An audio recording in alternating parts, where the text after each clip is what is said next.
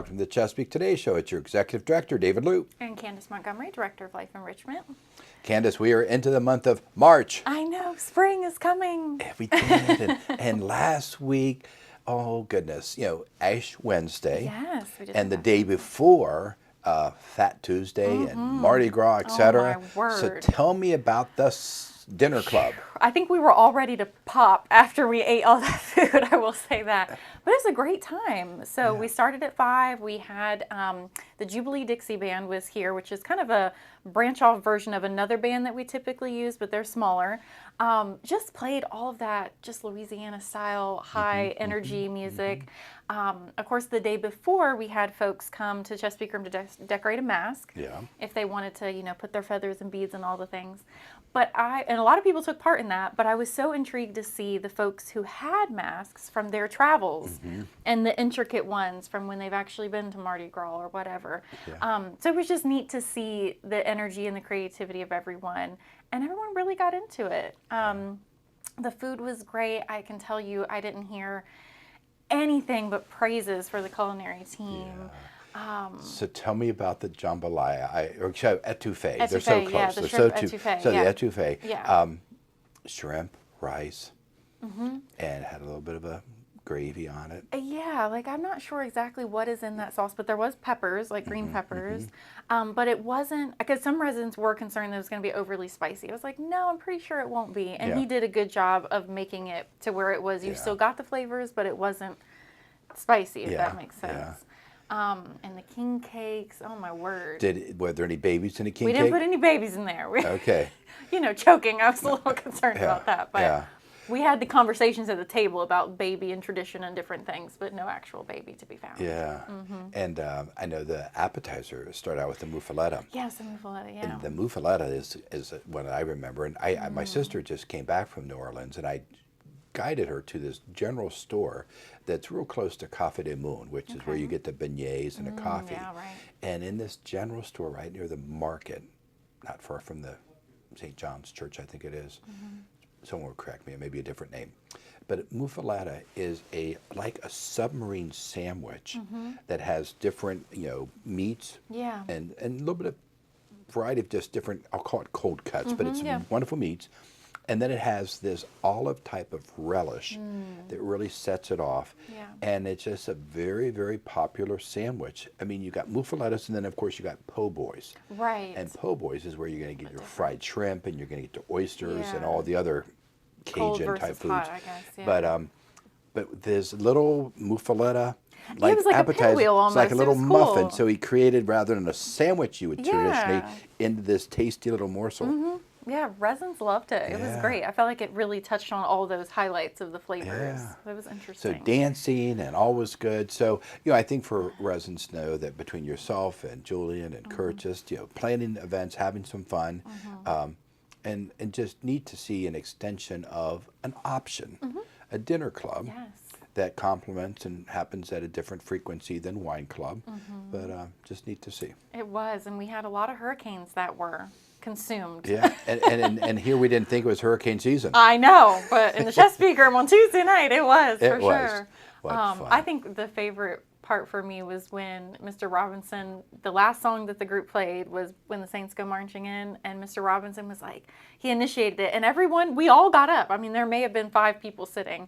So that was something that was cool that we had on video that we put on our social media sites, because it was just fun. You could feel the energy. Did you make it like a train? Yeah, we did a train around the Chesapeake Room. Yeah. And that's even safe, because then you're helping each other. It was safe, it was, and we had as long team as it members doesn't intermixed. Unless it become dominoes. No, none of that. With the drinks mixed in, the thought was there. Yeah. But no, it was great, and I think the band really got a kick out of that too. Yeah. So yeah, it was a great time, and I put the plug out to the group that in June will be our cruise ship theme is our next dinner club. So, but folks are really getting into it. We had the murder mystery one back in the fall, which we will do again in the fall because folks are asking for that. But just making it interactive, it's like the dinner and the show. This time wasn't as much brain focused, although it was with the physical moves. But the cruise ship one will be very entertaining. I'll say that. And the other thing it could be a dinner club, but it's like a dinner theater. You may recall. If you were here or heard of when we set it up as a movie theater. Yes. And it became like a drive-in and movie. That's easy to and do. then we set that up, and whether we put people in roller skates or not to deliver Oh my gosh. hamburgers, foods, or whatever. Dang. But that's I'm taking fun. up that hobby of roller skating. Are you? It's been my thing, this year. Good. It's good exercise, but Yeah, absolutely. you might need lots of Yeah, little knee pads. pads and elbow pads. That is good. So that was happening last week, and very neat. So good events there, and and marketing. Even though Windy Day had an event go on, so we had some guests from outside. So that's always good, and just continued to little improvements and movement with our projects on campus. It's good to see. And just anxious when we get to a point of having that just really sort of a settling open house for our assisted living residents to celebrate all their new spaces. And then, of course, then getting you all the opportunity to come and visit the new spaces and rooms in the assisted living neighborhood. I'm going to take a walk over there today, too, because I've just been hearing all this excitement and how things are coming along. And it's been a little minute since I've really walked over there and explored everything. Yeah. So I'm going to do that today. And given your discussion about Julian and the whole supper club, that culinary art studio, it just, what we've done is create such great rooms here for programmatic opportunity. And we're just lucky to have you, Cindy, Michelle, your team, to help just elevate, because it's just the sky's the limit. Sure. I mean, it's the sky and time of the day. Right, I know, Is the limit, but just look forward to embracing those areas and enjoying them. And we've already heard from assisted living resident was quoted saying, those independent living residents are jealous of some of our new spaces. Yes. And they're going to want to come over and hang out. I love when that happens. And I think that is going to, and that's just, it is. It's a neighborhood because you have friends and neighbors who've moved through levels of care. You may someday. Right. And it's just great to know this is your house. So. That's definitely. Good. It's exciting. So. We also leprechaun hunt. Yes, leprechaun treat hunt. That was last Thursday. So that was like some fun for people getting a few steps. Yeah. A little bit of a pot of gold, or at least some little nuggets, golden nuggets or coins, and you had to find them. So all on the first floor of the community, some of those common spaces. You had to do a little searching and see if you find some chocolate. Yeah. So that was good, and of course, as we did start the Lent season for Uwe, tentatively providing ashes and services, not just in the Explorer Room several times, but also throughout the continuum for those who had interest. So very nice. Excellent. Well, I think we have something else that's this week too, and when folks see this, it's already occurred. Daylight savings time. Yeah. I know. So right now we can, if you're watching on Monday or Tuesday, whenever, are all of your clocks changed? Gosh. Did you change it in your car? Because typically there's one that you've missed, and I always get a kick out of it. I have to joke who's manager on duty this Sunday. Oh gosh. Because that's they're the ones. I think maybe Courtney. If so, she's tall. Yeah. That will work to her advantage. But she can't reach him in the Chesapeake room. No, she can't. So you won't even hit that. But yeah, we'll have to say, Courtney, we're going to double check you. How good are you on getting clocks changed? Oh my word. Yeah. It's always that random clock at home that you don't really pay that much attention to, that you're like, that's definitely wrong, a few days into the time change. And then you change it. And do you have any clocks anywhere in your possession that you cheat on time? You put them 5 minutes ahead or whatever to give yourself a cushion. My car is like that. My car is like that. It's so like does this 3 minutes ahead. Does this tempt you to ride it, or do you just keep that 3-minute cushion?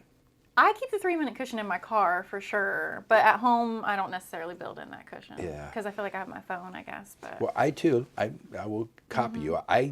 Up until maybe a month ago, I don't know what possessed me. Something that I had done. But I've always kept that little bit of cushion. Yeah. And I finally said, what am I doing? So I did fix it. Oh, you did? Okay. I did fix it. Oh, but man. no, I think for years I kept that little bit. Yeah, I don't know. It makes me feel better it's for some reason. Maybe I'll get to work on time. But it's just I'll get ahead of or time. it's like, okay, great. Because I know for me, and I'm sure you have the same situation, when I park, sometimes it takes me a while to make it upstairs because you've got, here's this. They see you and they want to talk to you about things. So I build in that little bit extra time so I won't be late to morning meeting. Real fine. So I'm sure you've already taken care of it, but we've clearly done our commercial for daylight savings time. I guess the big question is, by next fall, will there be an executive order or decision? I don't know whether Congress has to make it, because with all of the executive orders the president's making, I think he's not doing anything now, because I think if he would stick with one, it would be the summer routine. Right. because next week we will be coming to work in a little bit darker, but Yeah. then the light will be extending. I can and deal with extending. that. It's good. Longer days in the Yeah. evening, yeah. So what else are we going to enjoy this week? Well, right out of the gate on Monday, we have our Campus Tree Commission report. Yeah. So the teaser that we had at Town Hall, what was that, 2 weeks ago? This is the full presentation. So 2 p.m. in the Chesapeake Room, which is fascinating, honestly. Even that little teaser was like, wow. And as I learned, Carol and the team shared with us, tree stewards and they're master gardeners, Yeah. and they're really they're interested. They've learned what a passion they've created in their years of life. Yeah. So no, wonderful presentation, and that would be a good one on Monday. It's fascinating for sure. So that's Monday, and then Tuesday we have a trip leaving at 11:30 from the Hampton entrance for the Army Transportation Museum Foundation. So that would be interesting. We do have our Living Libraries Friends students that evening, 3:30 p.m. in the Explorer Room. I know they've missed our last session because of snow and various things, so they're very excited to get back on Tuesday. And then that evening at 7 p.m. we have a lecture with the rabbis. So talking about David and Bathsheba. So that's at 7 p.m. in the Chesapeake Room. Wednesday, Courtney's going to be doing a Chesapeake University. So resident referral program outline and kind of the value associated with that, which I think this is the perfect time to really have just a refresher on that for residents. That's 11 a.m. in the Explorer Room. Wine Club dinner. So Julian had a busy week, and then he's following it up with Wine Club. I'll be interested to see what their theme is. That's 5 p.m. On the 12th in the Chesapeake Room. And then on the 13th, we have Hymn Sing at 2 p.m. in the Chesapeake Room, and then 7 p.m. the York River Concert Band in the Chesapeake Room. Friday, we have a 1 o'clock trip to Jefferson Commons, leaving from the Hampton entrance, which has been interesting. This has been something that folks have really wanted to see monthly. Just a shopping trip, just a variety of things. You've got Trader Joe's over there, so you can pick up some groceries. There's Aldi's, I believe, and then TJ Maxx and a variety of stores. So doesn't necessarily need to be clothing shopping, but could be some groceries as well. 6:45 p.m. that Friday, taking a trip to Ferguson Center presents West Side Story. That'll be a good one. Are you planning on attending that one? You know what? I'm not ticketed for that one. Okay. West Side Story. I wonder why I missed that. That'd be a good one. I think that would be a popular always enjoy one. it. And then there's a visit, 7 p.m. CU, Chesapeake University, a visit to Antarctica in the Chesapeake Room. And then Saturday, we have Tech Time with Matthew, 10:30 in the Explorer Room. Decorative painting, which this has become a very popular thing to do on Saturdays, 1:30 p.m. in the Creative Arts Studio. Then we have a new entertainment group. So at 2 p.m. in Chesapeake Room, we're having All Brandt's Polish dancers. So that'll be really interesting, just as something new that we're trying. Very nice. Yeah. Good. So a full week for sure. And then we'll be next week talking about it, and we'll talk about it right now. So we're looking way ahead to what is it, the 18th? The 18th, yep. And that is our next foundation breakfast. So it's that wonderful breakfast, that pancakes and all the other eggs and meats and some fruit and potatoes. My buddy Travis Mayhew and I will be on the griddles, and we'll make those pancakes up. And first responders, we're going to invite any of them? Yes, they've already have the invite. They've had to save the date for a while, but I'll follow up with them again. And that's our police friends and our firefighter friends. So we always welcome them to come for a complimentary meal. Yeah. All of us, between residents and team members, we will put in our donations for our funds, whether it's benevolence or scholarship or crisis. Always heartwarming there, and just always impressive what people do. And I know for some of us, we make some donations just to make some team members feel comfortable just to come in and enjoy the meal. They may not choose to or be able to that day make that donation, but then it's heartwarming when I see so often the team member will put their dollars into the benevolence fund pot or jar. Right. So very neat. So Excellent. that to come. Most definitely. The other thing that I would just do a little advanced prep on, and your team may be helping us. We're going to have to really sort of be all hands on deck. But towards the end of this month, we have an educational session plan. You could probably look at the Yes. date, which is for the new point of sale system called eMenu Choice. Yeah. The 28th. 28th of March. You've heard us talk of Serving Intel, and that was the previous company or current one. But our sister community, Lakewood, made their transition just over a week ago. Okay. And they're now using their new point of sale. And The staff were so intuitive in picking it up. It was easy for them to use these tablets, Yeah. able to pick and show residents pictures of entrees and see other values of it. And just the ease of the system and helping the efficiency of the production, getting it out to the table, understanding the residents' interests of either portion sizes or even modifiers. What's a modifier? It's like you'd like to have your gravy on the side, Right. or maybe you want to make it clear you want that steak well done, or whatever it is. It just allows them to do it. Perhaps that you're always a cocktail sauce person and never a tartar, Sure. and they can make sure that's included. Good. So those modifiers are good. And then the thing that you and perhaps your team, Candace, and even Paula, to help Curtin will be how do we work with the residents and them understanding their connectivity through the portal. Right. Because the portal, for those of you who use smart technology, whether it's an iPad or tablet or smartphone, you'll be able to log in, set your reservations because dine time goes away. Right. You'll be able to see your own account. So whether you want to see what you had last week and the total dollars you consumed, what's left, but you can go to a specific meal. And being able to access that portal, be assigned a username, etc., helping them with that is what we're going to be doing. So it could be that education event. Maybe we set up a table. I know you all have done successful things with tables out in front of the cafe. Yes. So just so you know, it's going to really be a lot of helping hands to really make a very successful implementation that will just improve efficiencies, report information. Right now we're hearing rave reviews from the Lakewood family.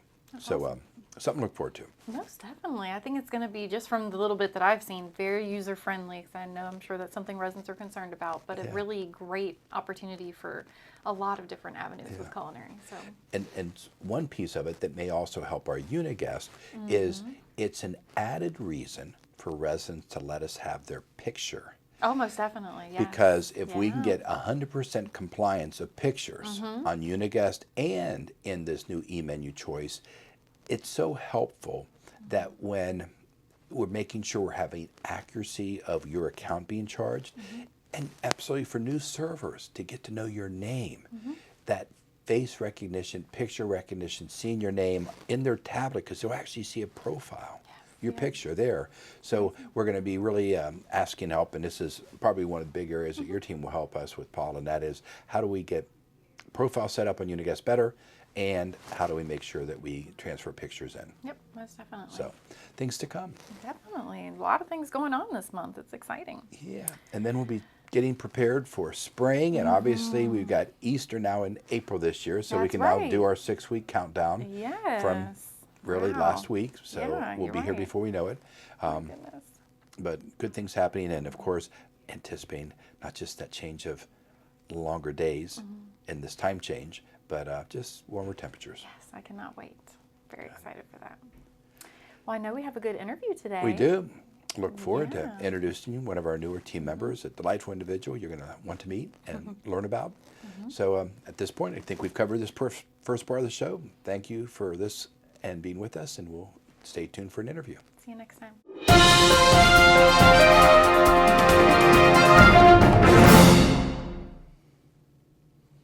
Hello, and welcome back to the Chesapeake Today Show. As always, we have an interesting interview, and today one of our own team members, Elizabeth Steiner. Welcome, Elizabeth. Thank you. Well, Elizabeth's role is within our higher levels of care and, well, you too in independent living. She's our social worker and actually started out in our healthcare neighborhood. Yes, I Recently, a new opportunity to become part of our assisted living independent team. But Elizabeth, so great having you here at the Chesapeake. Thank you. Thank you. I'm so happy to be here. Fantastic. So background-wise, residents love to learn about us. Where are you originally from? Maybe some early educational pathways. Tell us more. So I grew up in the Midwest. I grew up outside St. Louis, Missouri. Loved living there, but when I was time for me to choose my next step, when I was graduating high school, I decided I wanted to get out of the Midwest, go somewhere new. So I went to Pittsburgh, the University of Pittsburgh, for my undergraduate. Studied social work and sociology there. Ended up back in St. Louis for my master's at Washington University in St. Louis. and then moved back to Pennsylvania, and then ended up here. Fantastic. Yeah. Well, I think our residents need to hear that, people from the Midwest, I'm Ohio and more like Mideast, but we call ourselves Midwest. I think Missouri is definitely Midwest. We're caring people, very, you get what it is, we're just down to earth, etc. Yes. Those are all the terms I've ever heard of. Yes. Does that sound fair? Yes, it does. Yeah. Now, your time in Pittsburgh, because we do have some residents I can think of from Pittsburgh. Yeah. I learned through a colleague in Rotary who was from Pittsburgh, they have their own language there. They do, yes. Did you pick up some of that? Yeah, so my mom is actually from Pittsburgh too. So I have family who live there. They are true Yinzers, as the term for a true Pittsburgh person is a Yinzer. So yeah, they definitely have their own lingo. And then St. Louis has a little bit of that too, though. So I do get questioned about where I'm from because they say I have an accent. I don't think I have an accent, but I'm the same way. I don't think I do, but some people, I just say some words weird. yeah. If I'm going to wash the car or go up a creek or creek or whatever. So there's certain words. Yeah. St. Louis, have you been in the Arch? Oh, yes, many a times up to the top. It's a much smaller up top than you would think if you've never been up before. Yeah. Yeah. Had the opportunity to do so. I did, I was in Chicago at the time, traveled down to St. Louis, stayed in the beautiful bed and breakfast in that area, and then the Italian area. Remember going to dinner The Hill, there, the yes. Hills. So that was wonderful. And then, of course, going through Budweiser and touring Yeah. main plant. Yeah. But then that rickety elevator that goes up that arch. Yeah. But I remember being up there looking out those sort of slanted windows, and where I was looking not to the river, but to the other side, it was in full fall foliage. I have some pictures from up there that were Beautiful, just breathtaking. So Yeah. neat. That elevator is very memorable, very claustrophobic because there's no windows on your way up the arch. So Yeah. you're just kind of trapped in a little vestibule with no sight into the outside world until you get to the top. Yeah. Yeah. So fascinating construction. Yeah. Well, great roots coming from there. Education, wonderful. So after your wonderful degrees, which is both a bachelor's and a master's? Yes, and I actually have a concentration in older adults and aging societies. So I always knew that I wanted to work with the older adult population. Throughout school, I just noticed, in social work especially, we talked a lot about older adults and aging. And I just noticed that there was a lot of area for improvement there. My mom was a director of nursing and still works in senior living communities as well, so I took a lot from her. And what really solidified that path for me was my senior year of my social work program at the University of Pittsburgh. We were choosing it was my junior year, choosing my practicum for my senior year, where I was going to do my field hours. And they had a fellowship called the Hartford Fellowship for Aging. That you could apply for to work with the older adult population. And they had an informational meeting my junior year to learn more about the fellowship. And I showed up, and I was the only student who showed up to learn more about the aging fellowship. So it just became very clear to me that there was a gap in people who were going into that as their area of focus. So that really, I was like, okay, yep, this is where I want to be. There's a gap here that I feel like I could really fill. Fantastic. So then from that time went on back to St. Louis, your master's. So career journey, tell us a little bit about places you've been and leading us to here in the Chesapeake. Yeah, so I did my master's internship in a skilled nursing community in St. Louis. Really enjoyed that, so decided to pursue that after graduation. Ended up moving to Philadelphia and getting a job there at a similar retirement community, but only working in their short-term rehab. So it was a continuing care community with, again, the skilled nursing, the assisted living, and the independent living. And I did their short-term rehab. So the residents who were there for short-term stays, did all the discharge planning, all of that. It was a bit larger than the Chesapeake. Their skilled nursing unit was 120 beds, whereas here we're closer to 50. So yeah. So then did your travels then take you career-wise from Philadelphia to here then? Yes. And what attracted you to Newport News and Hampton Roads? So I moved here with my fiance. We have recently gotten engaged. and he actually went to law school in Villanova. When he graduated, was looking for jobs. He ended up getting a job at Hampton University. So we relocated here in July. Fantastic. Well, I'm so grateful you're here. Yeah. So, family, extended family, still back in St. Louis, Yes. and Pittsburgh, or where? St. Louis. So my parents live outside St. Louis still. And then I have an older brother. He lives in the St. Louis area. He's a fireman paramedic out there. So Good. yeah. So, for holidays and special trips, you can head to the Midwest, Yes. preferably when it's no snow. Yes. Sort of what I do with most of my family, either Ohio or Michigan. It's like, Yeah. do I really want to? I don't visit the sun in Michigan at all in the winter. I can imagine. Yeah. I was told that I wouldn't get snow here when I moved, and that has not been the case, as Yeah. we know this year. You know, my first year, so let me just give you this optimism. 1 in 6 years. Okay. Because within the first winter, I think, of us moving here, we got like 4 or 5 inches. Lasted a moment and was gone. But it was still pretty, and Yeah. it paralyzed everything, including the team members here. So I Yeah. went that first time, I did quite a few pickups. And then in my estimation, it's been like 6 years until this last one when we got the 7.5 inches. Yeah. Which we're accustomed to. It can happen. So I have to go back to a fun little story, and it's always going to be a memory of mine. Went to Miami University in Oxford, Ohio, and a fellow that lived right across the hall from me in the dormitory, Bruce Edelman.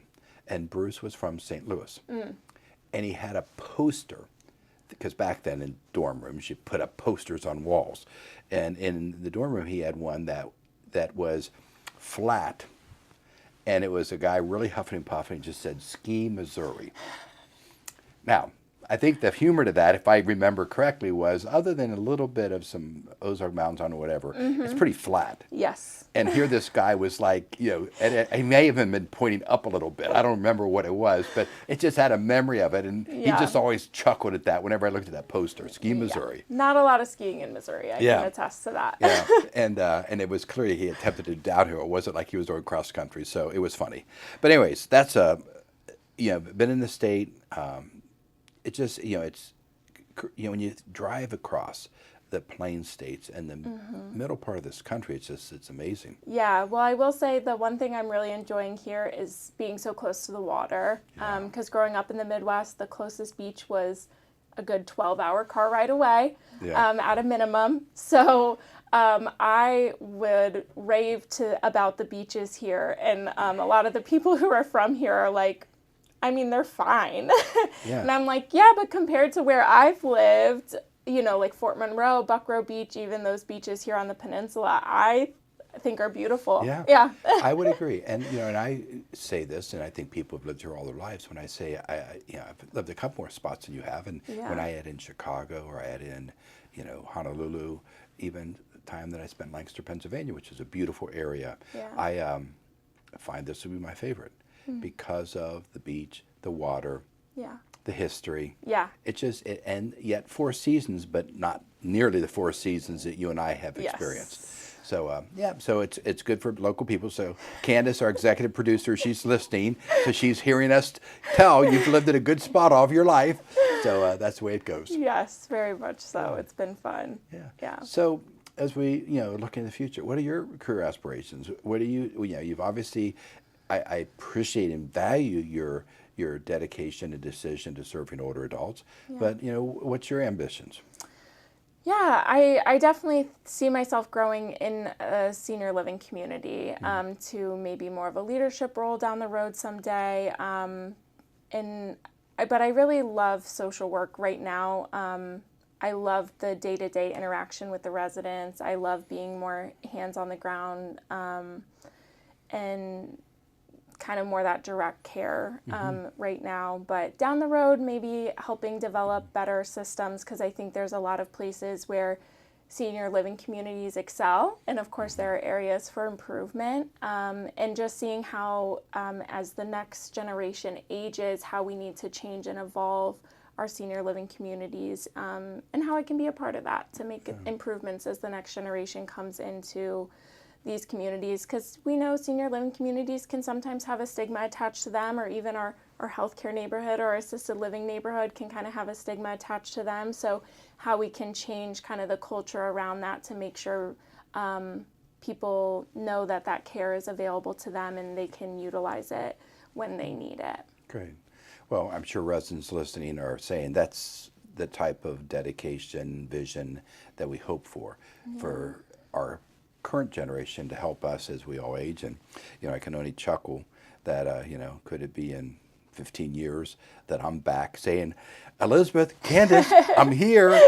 I'd like to be president of resident council. And you are like, oh no, we thought we had enough of that guy. So who knows? Yeah. See, I did try to smartly put myself out a few years, but all important. So I hear the interest of enjoying some beach and some beauty of the area. Yeah. Any other hobbies and interests that you have? Yeah. Well, I love being outside. I enjoy hiking. I've really enjoyed the beaches. Recently adopted a dog back in November, so I've very much been enjoying that. He's And a what hound. type? A hound? Yes, Okay. he is a hound. He's 10 years old, so he is actually a senior dog. And we adopted him from a rescue in Hampton. He had spent most of his life outside with about, they think, 17 other dogs living on a patch of dirt outside. So we are just spoiling him to death now.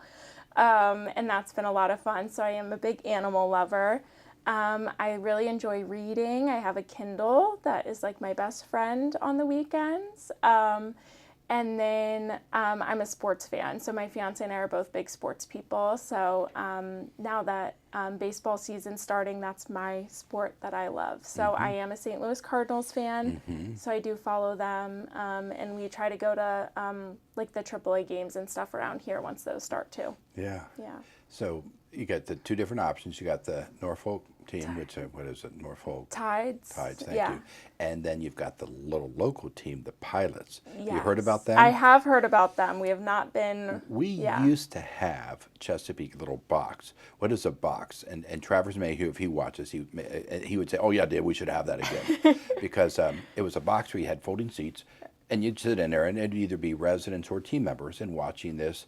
I think that's it's like a cool. college Yeah. type of league, and it may be a bat league, wood league, and it was fun. Yeah. And we've never. I don't know whether it's something we want to pursue, but it was interesting. I went one time, and I was taken back because not another resident or team member was there. And I don't know if it's because I was there and they knew it, but I just think no one had interest. And then I had the second funny thing, and that is I'm looking. Oh yeah, we had a box, we had a sponsorship, and I looked at it and I saw our Chesapeake Retirement Community Yeah. sign, and on each side of us was a funeral home. Oh no. I'm like, is this our promotion?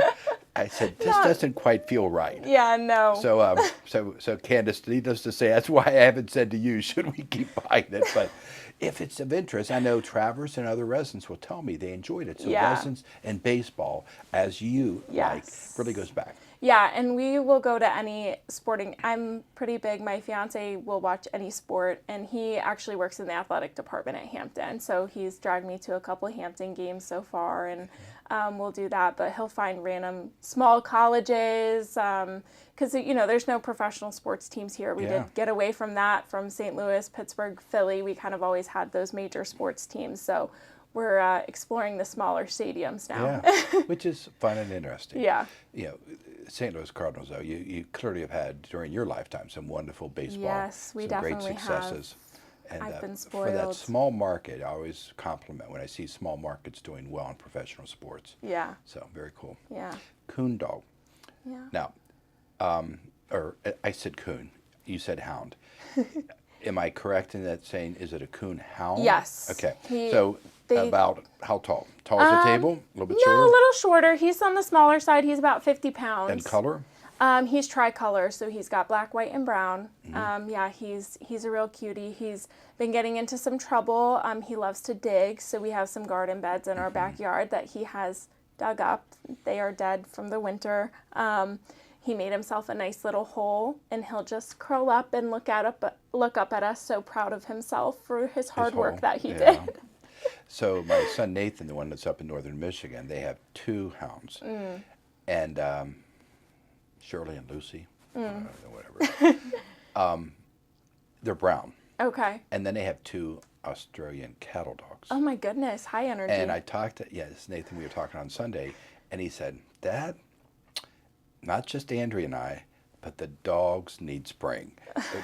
Cabin fever is obvious, and when they're 2 foot of snow sitting on the ground, it's not like they can get out. And during as soon as it breaks, their trails, their walking areas is incredible. And of course, then the dogs not only are hitting all the trails, any of them, because lakes are like every half a mile from each other is another body of water in northern Michigan. So wherever they go, the dogs are like, cool time, and they're going out and time to swim. And they go for their swim. Yeah, so Huckleberry is his name. He does not act like a 10-year-old dog by any means. He still has a lot of energy. He loves his walks, and I agree, he doesn't understand when the weather isn't favorable. He's like, I don't care if it's pouring down rain, it's time for my walk. Yeah, and still go out.